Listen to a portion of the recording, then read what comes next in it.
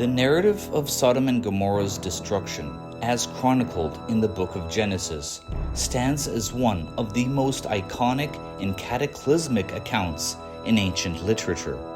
For millennia, it has been framed primarily as a theological event, a divine judgment rendered upon two cities through a rain of fire and brimstone from the heavens.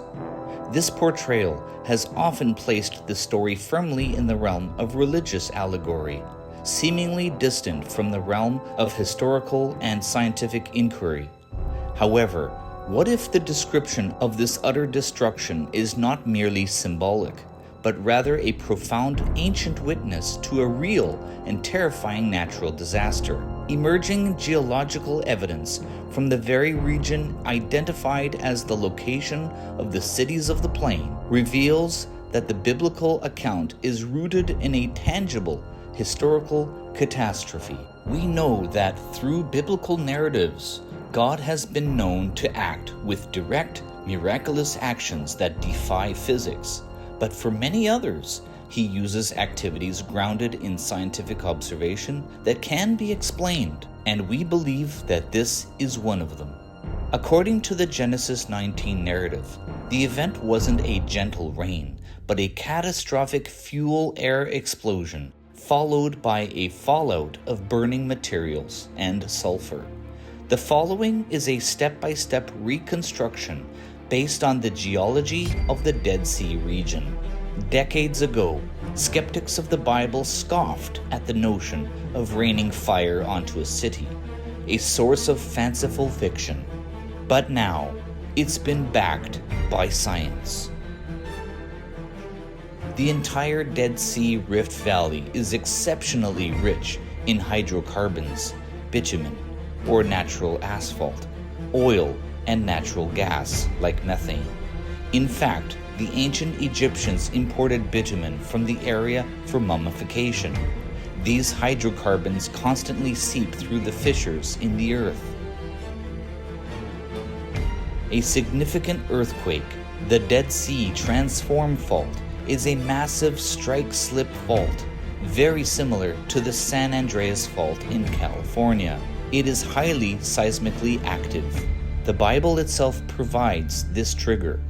God overthrew those cities and the entire plain, destroying all those living in the cities, and also the vegetation in the land.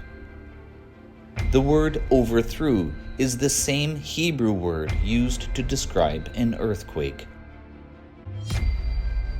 Step 1. The earthquake.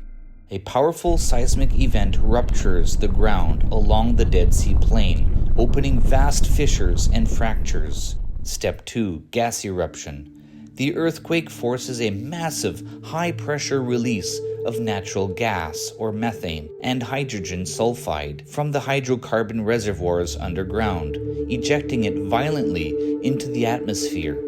A flammable, toxic cloud now hangs over the area. Step 3. Ignition. This cloud can be ignited by any number of sources present in a Bronze Age settlement.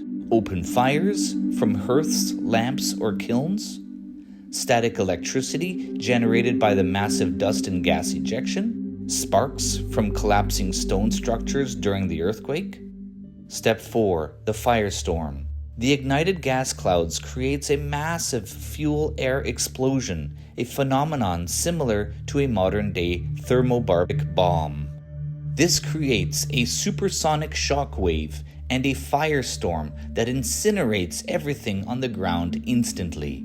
The heat would be immense, enough to vaporize organic material and melt metals. Step 5. The rain.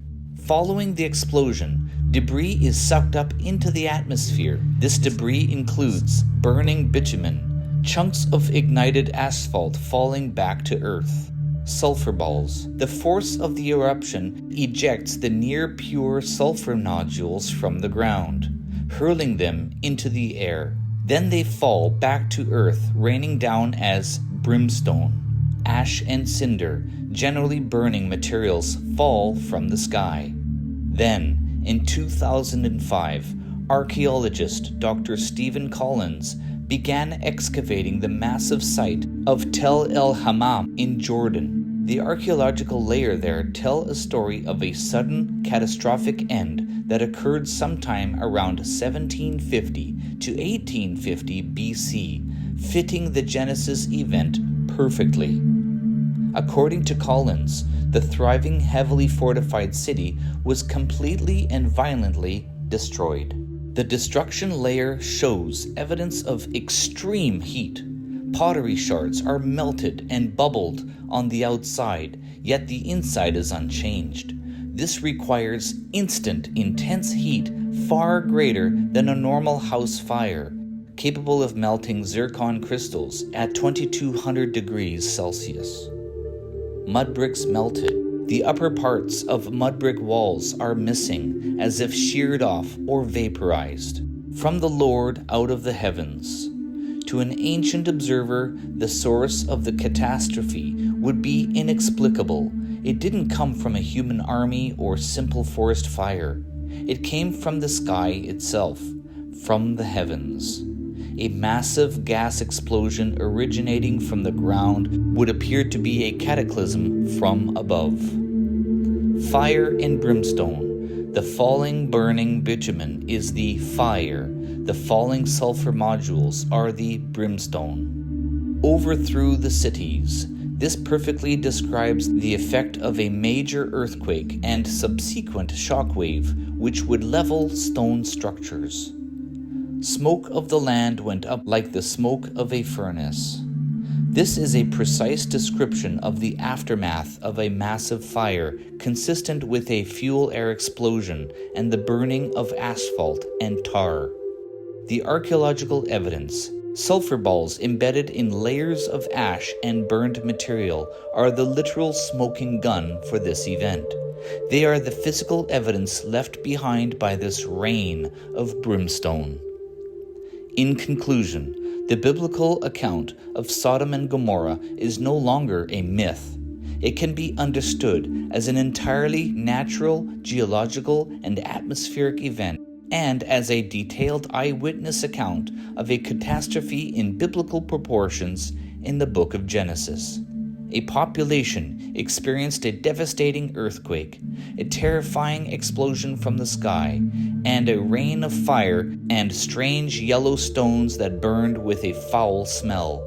The only logical explanation for them was that it was a divine punishment. And it was. And the science now provides the mechanisms for what that divine punishment was. The geology of the Dead Sea area is the unique stage that made such a specific catastrophe possible.